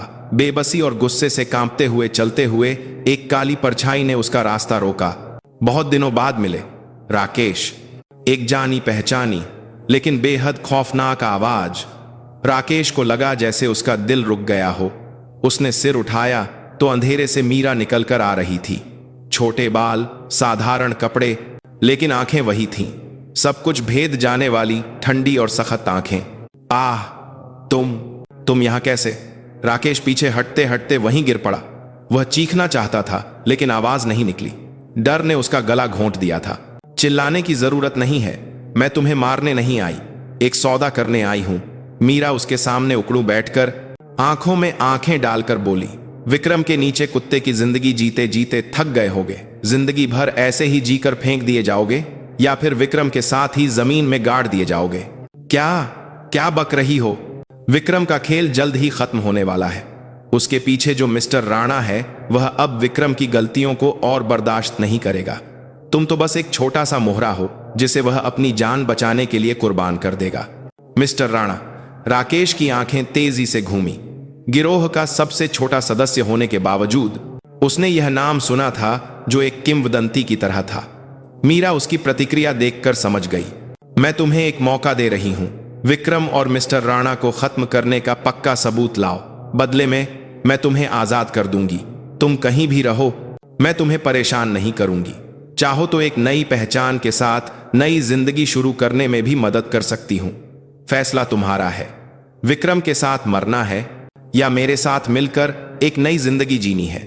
मीरा ने राकेश के हाथ में एक छोटा लिफाफा थमाया। उसमें एक नया प्रीपेड फोन और कुछ कैश था। सोच लो, जब फैसला कर लो तो इस नंबर पर फोन करना। तुम्हारे पास ज्यादा वक्त नहीं है। यह कहकर मीरा फिर से अंधेरे में गायब हो गई। राकेश बहुत देर तक वहीं बैठा कांपते हाथों से लिफाफे को देखता रहा। यह शैतान का प्रस्ताव था, लेकिन इतना आकर्षक कि उसे ठुकराना मुश्किल था। कुछ दिनों की सोच विचार के बाद राकेश ने आखिरकार मीरा को फोन किया। वह मरना नहीं चाहता था। वह मीरा से एक तय जगह पर मिला। उसके चेहरे पर अभी भी डर था, लेकिन कुछ फैसला करने की दृढ़ता भी थी। मैं बताऊंगा, लेकिन तुम्हें अपना वादा निभाना होगा। बिल्कुल। विक्रम का असली हिसाब किताब उसके ऑफिस या क्लब में नहीं है। वह किसी पर भरोसा नहीं करता। राकेश ने थूक निगला और आगे कहा, हौज खास विलेज में उसकी एक प्राइवेट आर्ट गैलरी है, गैलरी एम। बाहर से तो एक आम गैलरी लगती है, लेकिन उसके बेसमेंट में एक खुफिया तिजोरी है जहां सिर्फ वीआईपी लोग जा सकते हैं। सब कुछ वहीं है। गिरोह के पैसे का हिसाब, रिश्वत की डायरी, मिस्टर राणा के साथ सौदों का रिकॉर्ड, सब कुछ। तिजोरी कैसे खुलती है, यही तो मुश्किल है। तिजोरी 2 चाबियों से एक साथ खुलती है। एक चाबी विक्रम हमेशा अपने गले में पहनता है और दूसरी मिस्टर राणा ने कहीं छिपा रखी है। इसलिए विक्रम भी मिस्टर राणा की इजाजत के बिना तिजोरी नहीं खोल सकता। यह सबसे बुरी स्थिति थी, लेकिन साथ ही यह उस डायरी की प्रामाणिकता को भी साबित करता था। मिस्टर राणा की चाबी कहां है, यह तो मैं नहीं जानता, लेकिन विक्रम जल्द ही उस चाबी को हासिल करने वाला है। राकेश ने एक चौंकाने वाली बात बताई। मिस्टर राणा ने विक्रम को खत्म करने का फैसला कर लिया है। वह विक्रम को मारकर सारा इल्जाम उस पर डाल देगा और किसी नए आदमी को उसकी जगह देगा। विक्रम को भी यह पता चल गया है, इसीलिए वह मिस्टर राणा को धोखा देकर वह डायरी हासिल करके देश से भागने की तैयारी में है। कुछ ही दिनों में वह मिस्टर राणा के किसी खास आदमी को खरीदकर दूसरी चाबी की जगह पता लगाने वाला है। सारी कड़ियां जुड़ गईं। विक्रम और मिस्टर राणा, दो खूंखार जानवर, एक दूसरे को नोचने के लिए तैयार थे। मीरा के लिए यह एक सुनहरा मौका था। जिस दिन विक्रम दूसरी चाबी हासिल करेगा, उस जगह के बारे में मुझे बताना। मीरा की आंखें चमक उठीं। मैं उससे पहले वह चाबी हासिल करूंगी और तिजोरी खोलूंगी। वादे का दिन आ गया। देर रात राकेश का एक घबराया हुआ मैसेज आया। अभी Gurgaon Faridabad road, view point, काली मर्सिडीज। मीरा ने तुरंत अपनी बाइक स्टार्ट की। घने अंधेरे को चीरती हुई वह पागलों की तरह उस सड़क की ओर भागी। व्यू पॉइंट की पार्किंग में एक काली मर्सिडीज खड़ी थी। कार के अंदर विक्रम मिस्टर राणा के एक आदमी से बात कर रहा था। कुछ देर बाद उस आदमी ने एक छोटा बॉक्स विक्रम को दिया और जल्दी से चला गया। विक्रम ने बॉक्स खोलकर देखा और एक संतुष्टि भरी मुस्कान दी। वह मिस्टर राणा की चाबी थी। जैसे ही विक्रम ने गाड़ी स्टार्ट की, मीरा की बाइक ने उसका रास्ता रोक लिया। हेलमेट उतारे हुए मीरा का चेहरा देखकर विक्रम का चेहरा हैरत से भर गया। तुम? विक्रम घबराया, लेकिन फिर गाड़ी से उतरकर एक घटिया मुस्कान के साथ बोला, बड़ी जिद्दी हो, यहां तक कैसे पहुंच गई? चलो, अच्छा ही हुआ, तुम्हें भी निपटा कर जाऊंगा तो कोई झंझट नहीं रहेगा। विक्रम ने अपनी पिस्तौल निकालकर मीरा पर तान दी, लेकिन मीरा हिली भी नहीं। तुम गोली नहीं चला पाओगे। यहां गोली की आवाज से सबसे ज्यादा नुकसान किसका होगा? मिस्टर राणा से भागते हुए तुम्हारे पास पुलिस से उलझने का वक्त नहीं होगा। चाबी दे दो, मैं तुम्हें शांति से जाने दूंगी। हाँ, पागल हो गई हो। जैसे ही विक्रम ने ट्रिगर पर उंगली रखी, उसका फोन बजा। Unknown number. विक्रम ने माथे पर बल डालकर फोन उठाया। फोन के दूसरी तरफ से आई आवाज सुनकर उसका चेहरा सफेद पड़ गया। विक्रम, मुझे तुमसे बहुत निराशा हुई। तुमने मुझे धोखा देने की हिम्मत की। यह मिस्टर राणा की आवाज थी। राणा साहब, यह एक गलतफहमी है। जिस आदमी से तुम मिले वह मेरा ही आदमी था और वह चाबी नकली है। असली चाबी तो शुरू से मेरे पास थी। विक्रम सदमे में आ गया और उसके हाथ से चाबी का बॉक्स गिर गया। सब कुछ मिस्टर राणा के हाथ में था। अब यह नाटक बंद करो और उस मीरा नाम की लड़की के साथ वहीं पर शांति से गायब हो जाओ, इससे पहले कि मैं खुद तुम्हें खत्म करूं। फोन कट गया। विक्रम कुछ पल हक्का बक्का खड़ा रहा, फिर पागलों की तरह हंसने लगा। हाँ, तो अंत में ऐसा होना था। सब साथ में मरेंगे। उसकी पागल आंखें मीरा की ओर घूमी। हाँ मीरा, तुम्हारी वजह से सब बर्बाद हो गया। अगर तुम न होती, ठीक है, साथ में मरते हैं। अगर तुम्हें साथ ले जा सका तो नर्क भी अच्छा लगेगा।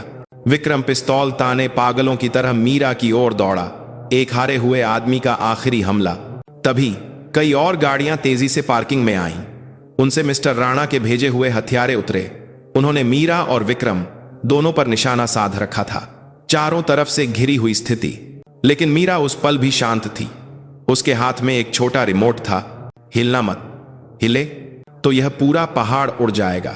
उसने पार्किंग में पहले से लगाई हुई छोटी छोटी विस्फोटक डिवाइसों की ओर इशारा किया। ये सेना में इस्तेमाल होने वाले आधुनिक विस्फोटक थे। विक्रम और तुम सब फैसला करो, यहां मेरे साथ मरना है या मुझे शांति से जाने देना है। सब जम गए। किसी ने भी हिलने की हिम्मत नहीं की। मीरा धीरे धीरे पीछे हटकर अपनी बाइक पर बैठी। आज रात अपने बॉस से कहना, असली शिकार तो अब शुरू हुआ है। यह कहकर मीरा फिर से अंधेरे में गायब हो गई। पीछे छूटे विक्रम और मिस्टर राणा के आदमी एक दूसरे को घूरते हुए खड़े रह गए। मीरा सब कुछ हार चुकी थी। आखिरी उम्मीद, वह चाबी भी नकली निकली, लेकिन साथ ही उसने सब कुछ पा भी लिया था। अब वह एक ऐसी खतरनाक इंसान बन गई थी जिसके पास खोने के लिए कुछ नहीं था। मिस्टर राणा जैसे बड़े शैतान को पकड़ने का उसका आखिरी दांव अब शुरू हो रहा था। गुड़गांव फरीदाबाद रोड के अंधेरे में बाइक दौड़ाते हुए मीरा ने जिंदगी में पहली बार पूरी तरह से हार का एहसास किया। सारी योजनाएं नाकाम हो गईं और जिसे वह दुश्मन का दिल समझ रही थी, वह विक्रम राठौर तो बस एक फेंका हुआ चारा निकला। असली दुश्मन मिस्टर राणा नाम का भूत अभी भी कोहरे में छिपा उसे देखकर हंस रहा था। अब वह सेना और दुश्मन दोनों से भाग रही थी। हर तरफ दीवारें थीं। अपने सुरक्षित ठिकाने पर लौटकर उसने रिमोट नीचे रखा और वहीं जमीन पर बैठ गई। जब सांसें काबू में आईं, तो गुस्से से ज्यादा एक गहरी निराशा ने उसे घेर लिया। वह किस लिए लड़ रही है?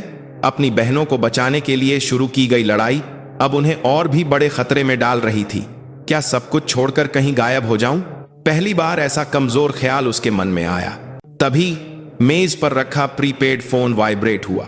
कर्नल वर्मा थे। मीरा ने थकी हुई आवाज में फोन उठाया। मैं नाकाम रही सर। मुझे पता है। तुम्हारी बाइक पर लगे ट्रैकर से मुझे स्थिति का अंदाजा हो गया था। तुम ठीक तो हो? शरीर ठीक है तो क्या हार मान लोगी? कर्नल के सीधे सवाल का मीरा जवाब नहीं दे सकी। यह लड़ाई तुमने शुरू की थी और अब यह सिर्फ तुम्हारी लड़ाई नहीं रही। तुम्हारी वजह से जिस मिस्टर राणा का नाम हम सालों से ढूंढ रहे थे वह सामने आ गया है। अब खेल नए सिरे से शुरू होगा। लेकिन मैंने सारे सबूत खो दिए। अब मैं कुछ नहीं कर सकती। नहीं, तुमने सबसे जरूरी चीज हासिल की है, दुश्मन का नाम। हम एक भूत पर गोली नहीं चला सकते, लेकिन जिसका नाम हो उसका शिकार किया जा सकता है। अब हम काम करेंगे। तुम्हें बस हमारे फेंके हुए भाले की सबसे तेज नोक बनना होगा। कर्नल की आवाज में हार नहीं बल्कि पलटवार का इरादा था। मीरा की बुझती हुई आंखों में फिर से एक हल्की सी चिंगारी जली। कुछ दिनों बाद कर्नल वर्मा का फोन आया। उन्होंने मिलिट्री इंटेलिजेंस के सारे संसाधन लगाकर मिस्टर राणा का अतीत खंगाला था। असली नाम अविनाश राणा, पूर्व में रॉ का एक प्रमुख एजेंट। वह अतीत में एक तानाशाही सरकार के दौरान कई लोकतंत्र समर्थकों को अवैध रूप से उठाने और प्रताड़ित करने के घिनौने इतिहास का हिस्सा था। ज्यादातर रिकॉर्ड मिटा दिए गए थे, लेकिन एक मामला एक न मिटने वाले जख्म की तरह बाकी था। पत्रकार समीर जोशी का अपहरण मामला। उस समय वह सरकार के एक बड़े घोटाले की जांच कर रहा था। एक दिन वह अचानक गायब हो गया और रॉ ने उसे एक जासूस बताकर मामला बंद कर दिया। लेकिन खुफिया जानकारी के मुताबिक उसे अविनाश राणा ने ही अगवा किया था और प्रताड़ना के दौरान उसकी मौत हो गई थी और उसके शव को भी कहीं दफना दिया गया था। और उस वक्त उसका एक छोटा बेटा था। उसका बेटा अब कहाँ है? अब वह सत्य की आवाज नाम की एक पत्रिका में एक खोजी पत्रकार है। नाम है आदित्य जोशी। वह पिछले कई सालों से अकेले ही अपने पिता के मामले की जांच कर रहा है।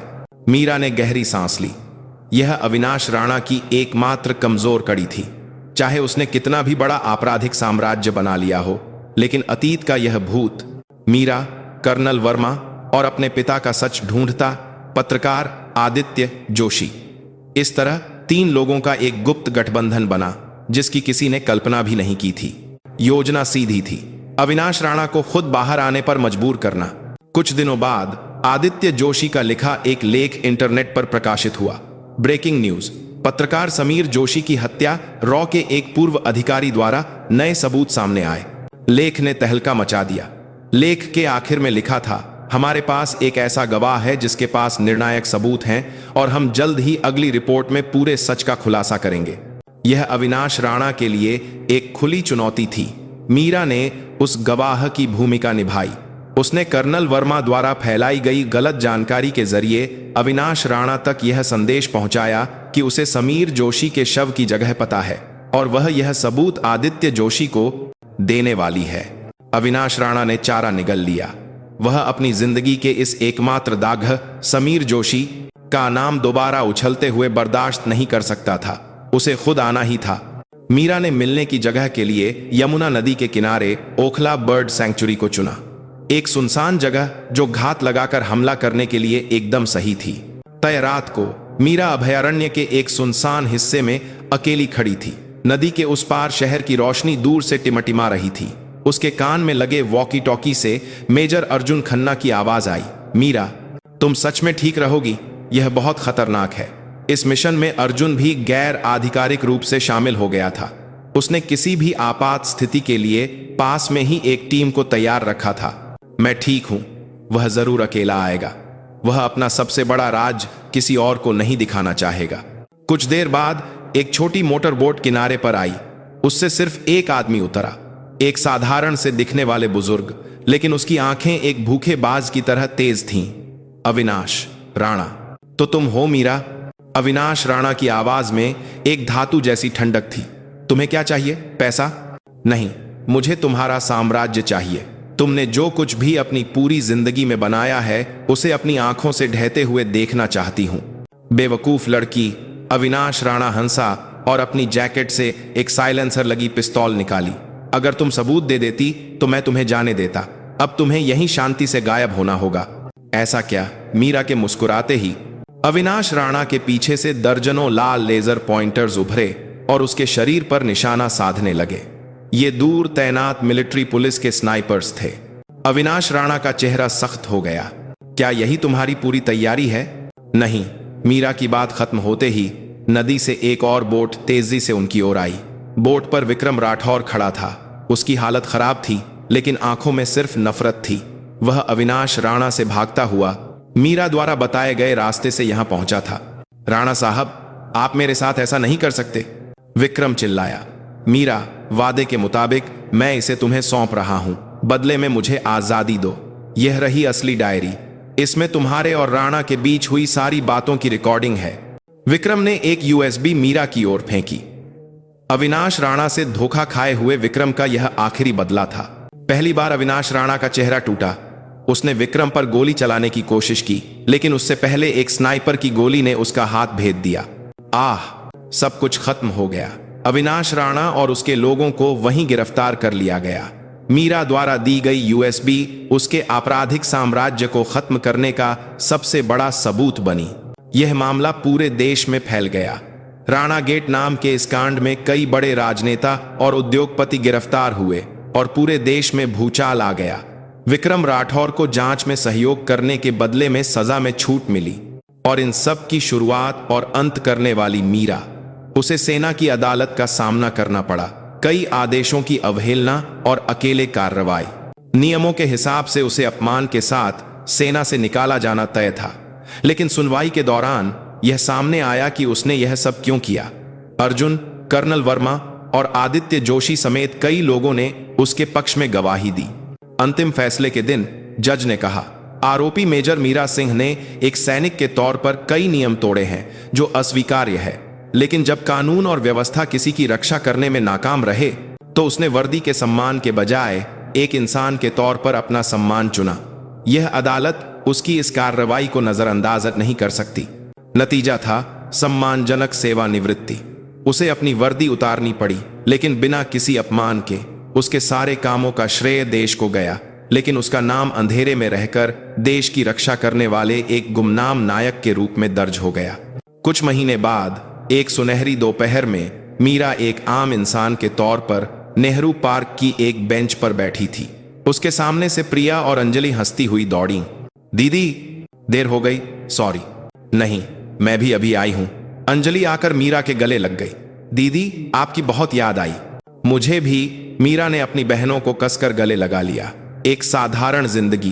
अब न कोई पीछा कर रहा था, न कोई धमकी दे रहा था। उसने अपनी जान पर खेलकर इसी साधारण खुशी को बचाया था। दीदी, पर अब आप क्या करोगी? अब तो आप फौजी भी नहीं हो, प्रिया ने धीरे से पूछा। मीरा ने कुछ पल आसमान की ओर देखा, फिर धीरे से मुस्कुराई। देखते हैं, शायद बस तुम लोगों के साथ रहकर एक बड़ी बहन का फर्ज निभाऊंगी। उसकी मुस्कान में अब किसी स्पेशल फोर्सेस के सैनिक की ठंडक नहीं थी। यह हर तूफान से गुजरकर और भी मजबूत हुई और आखिरकार शांति पा चुकी एक लिली के फूल जैसी मुस्कान थी। उसने सीखा था कि असली ताकत दुश्मन को हराने की कला में नहीं, बल्कि अपनी कीमती चीजों को आखिर तक बचाने के जज्बे में होती है। कनॉट प्लेस के उस ढाबे से शुरू हुई एक लंबी लड़ाई आखिरकार एक सबक और प्रेरणा के साथ खत्म हो रही थी। उसकी असली जिंदगी तो अब शुरू हुई थी।